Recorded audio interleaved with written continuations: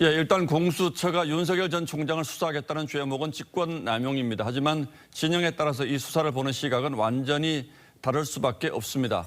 대선을 앞두고 있고 윤 전 총장이 가장 유력한 야권의 대선 후보로 떠오른 이 시점에 미묘하면서 짙은 전운을 느낄 수 있습니다. 사회부 한송훈 기자 나왔습니다. 자, 한 기자, 공수처가 수사하겠다고 하는 윤 전 총장의 혐의는 구체적으로 어떤 것들입니까?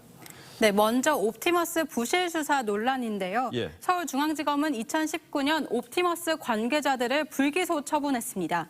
당시 윤 전 총장이 중앙지검장이었는데 여권에서는 윤 전 총장이 측근 변호사들의 로비를 받고 사건을 무마했다는 의혹을 제기했고 추미애 당시 장관은 감찰 지시까지 내렸었습니다.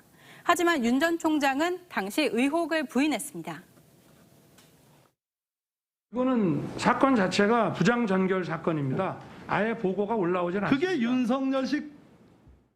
자, 당시 추미애 장관과 윤석열 총장의 갈등이 극에 달해 있었던 시점인데 법무부의 감찰 결과는 어떻게 나왔습니까? 네, 당시 법무부 감찰까지 이어졌지만 드러난 건 없었습니다. 이 옵티머스 부실 수사 의혹은 별다른 혐의점이 나오지 않았고 또 추 전 장관이 윤 전 총장을 징계위에 회부할 때 징계 사유로도 넣지 못했습니다.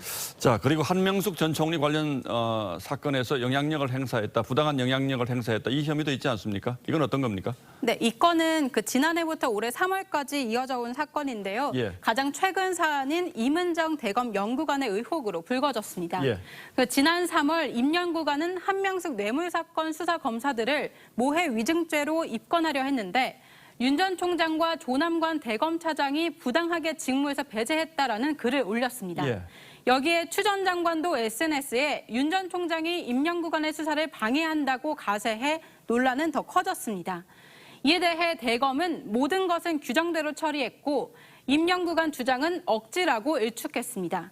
또 검찰청 규정에 따라 고검검사급 감찰을 담당하는 감찰 3과에 배당한 것일 뿐이라고 반박했습니다. 자, 결국 보면 새로운 내용으로 공수처가 수사를 하는 건 이제 없는 셈인데 왜 지금 와서 공수처가 수사를 하겠다 이렇게 정식 입건한 건지 이것도 좀 의문스럽습니다. 네, 그렇습니다. 사실 시민단체가 이 윤 전 총장을 고발한 건 지난 2월과 3월입니다. 결국 고발이 접수된 지 넉 달이 더 지나서야 윤 전 총장을 입건한 건데요. 법조계 안팎에서는 공수처가 1호 수사로 조희연 교육감 사건을 선택해 여권의 비난을 받은 점을 주목하고 있습니다. 그러니까 이 유력한 야권 대선 주자 중 한 명인 윤 전 총장에 대한 수사에 착수하면서 양측 균형을 맞추고 존재감도 키우려는 것 아니냐 이런 분석이 나옵니다. 예, 그런 측면도 분명히 있을 수가 있겠죠. 그런데 공수처는 여기에 대해서 뭐라고 얘기하고 있습니까, 지금? 네, 그 공수처는 원론적인 입장인데요. 공수처 규칙에 따라 담당 검사가 직접 수사할 필요가 있는 사건은 입건하게 되어 있고 그 규칙대로 그 처리 결과를 고소인이나 고발인에게 통지했다는 그런 입장입니다. 예, 이 공수처 설명대로 원칙에 따라서 처리하는 것일 수도 있고 또 다른 정치적 배경이 있을 수도 있겠습니다만 앞으로 공수처가 이 사건을 얼마나 중립적이고 엄정하게 처리하는지를 지켜보면 어느 쪽인지는 곧 드러날 겁니다. 예, 한송훈 기자 잘 들었습니다.